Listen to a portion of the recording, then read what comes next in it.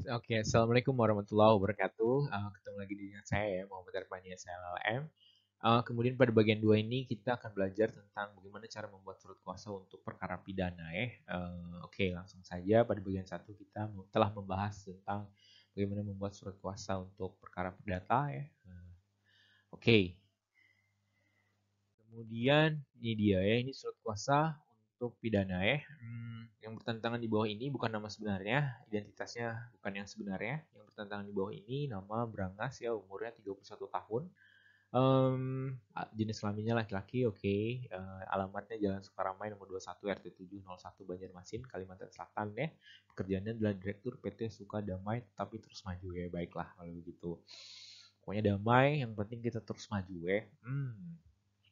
Oke, ya, alhamdulillah ya. Oke.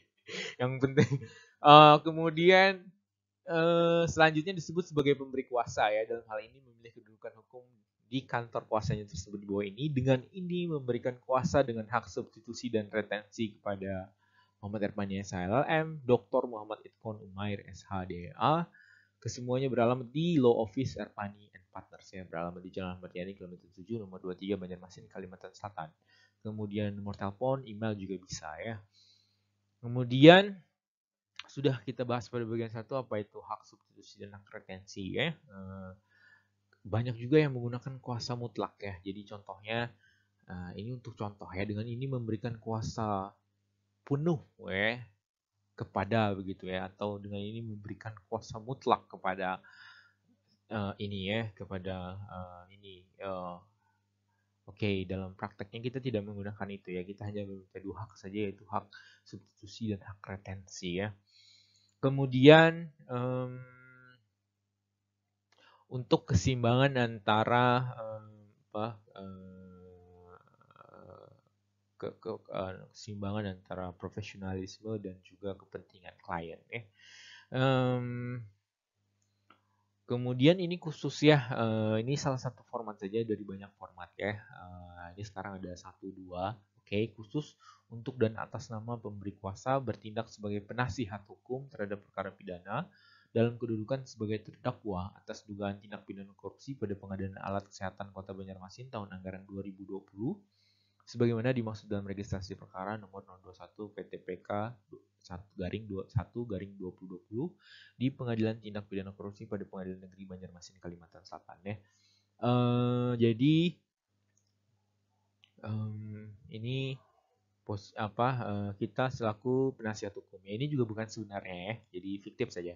Kita sebagai penasihat hukum terhadap perkara ya, karena posisinya sudah terdakwa ya, jadi kita mendampingi pada waktu terdakwa. Kalau tersangka bagaimana? Tersangka lain lagi ya, tinggal ganti saja kedudukannya sebagai tersangka atas dugaan tindak pidana korupsi pada pengadaan alat kesehatan Kota Banjarmasin tahun 2020 sebagaimana dimaksud dalam surat keputusan misalnya penetapan tersangka begitu. Sekian sekian sekian gitu ya. Oke, ganti saja. Ganti intinya kalau lebih sering praktek ya, lebih sering memahami, nanti logika itu sangat penting ya, logika hukum sangat penting. Oke, kemudian untuk itu penerima kuasa baik sendiri dan atau bersama-sama ya, diberi hak dan wewenang satu untuk dan atas nama pemberi kuasa mendampingi dan atau mewakili menghadap dan berbicara dalam sidang-sidang di muka pejabat pengadilan tindak pidana korupsi pada Pengadilan Negeri Banjarmasin ya.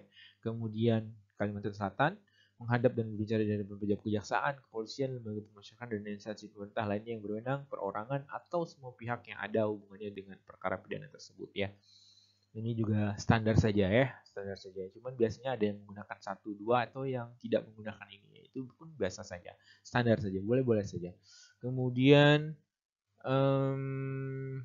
ini kan perkara khusus ya, jadi pengadilannya adalah pengadilan khusus, yaitu untuk kawan-kawan mahasiswa-mahasiswi ya, untuk adik-adik mahasiswa-mahasiswi ya. Ini kan pengadilan khususnya kewenangan absolut dalam perkara ini adalah pengadilan tindak pidana korupsi ya. Cuman tempatnya di mana? Di Pengadilan Negeri Banjarmasin. Jadi biasanya satu provinsi hanya ada satu pengadilan khusus ini ya. Kecuali pengadilan niaga hanya ada 5 di Indonesia ya. Oke, jadi pengadilan khusus di Pengadilan Negeri Banjarmasin ya, Pengadilan Tindak Pidana Korupsi pada Pengadilan Negeri Banjarmasin.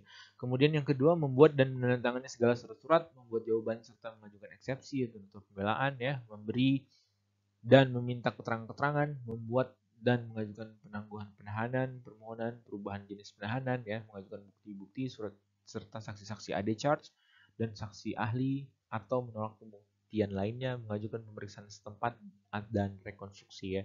Ini pun standar juga, ya. Eksepsi itu apa? Eksepsi itu kan adalah tangkisan, ya. Sebetulnya dalam pidana itu eksepsi itu adalah tangkisan, atau pembelaan, ya, yang tidak terkait dengan pokok perkara, ya. Jadi kita melihat misalnya dakwaan itu cacat secara formal, ya, misalnya pihaknya salah atau pihaknya benar-benar salah, ya. Jadi yang tadinya 31 tahun menjadi 51 tahun. Berarti kan bukan berangas nih. Oke, di sini hujan, ya. Kemudian saksi-saksi AD charge misalnya. AD charge ini adalah saksi yang meringankan, ya. A charge adalah saksi yang memberatkan, AD charge adalah saksi yang meringankan. Dan saksi ahli, ya. Jadi kita boleh meminta mengajukan ini, ya. Dan juga pemeriksaan setempat dan rekonstruksi, ya. Oke, kemudian nah yang ketiga adalah mohon inzaga atau membaca berkas perkara dan mohon turunan berita acara pemeriksaan BAP secara menyeluruh demi kepentingan pembelaan. Ya, ini pun juga boleh saja juga, ya, boleh dilakukan, boleh ditulis seperti ini, boleh saja. Kemudian yang keempat, menyusun dan menyampaikan pledoi, ya. Pledoi itu jadi nota pembelaan, ya. Pembelaan. Oke. Kemudian yang kelima, melakukan upaya-upaya sesuai dengan ketentuan peraturan perundang-undangan yang berlaku guna dan untuk kepentingan pemberi kuasa, ya. Oke, ini pun juga standar saja. Demikian surat kuasa ini diberikan untuk dipergunakan sebagai mestinya. Banjarmasin 11 Juni 2021, pemberi kuasa Brangas tadi, kemudian penerima kuasanya adalah Muhammad Erpania SHLLM dan Dr. Muhammad Itqon Umair, ya. Ini, ya, untuk pidana yang perlu dicermati itu tadi, data-datanya perlu cermat, kemudian kita ini mendampingi pada waktu posisi apa nih, posisi tersangka atau terdakwa, ya. Itu yang perlu kita cermati. Kemudian dalam surat kuasa tadi juga tidak satu kesatuan, ya. Jadi misalnya kata ada banding, ada kasasi, di sini belum dituliskan, ya. Boleh juga nanti dituliskan di situ apabila ada banding, kasasi dan lain sebagainya, ya. Tetap menjadi ini, ya, satu kesatuan, jadi satu kuasa untuk sampai dengan Mahkamah Agung misalnya. Oke, itu saja, cukup, ya.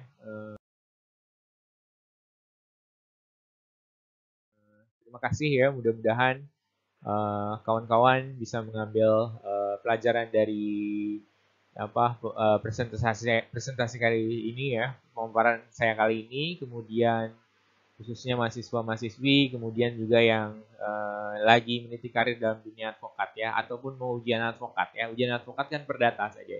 Pidana ini sebagai tambahan saja untuk sebagai wawasan, ya. Kemudian oke, itu saja. Terima kasih dari saya, Muhammad Erpania SHLLM. Salam sukses, ya. Kemudian kalau ada pertanyaan, komen dan lain sebagainya silahkan di bawah. Kemudian juga tolong dukungan subscribe-nya, ya. Oke. Terima kasih banyak. Wabillahi taufiq wal hidayah. Wassalamualaikum warahmatullahi wabarakatuh.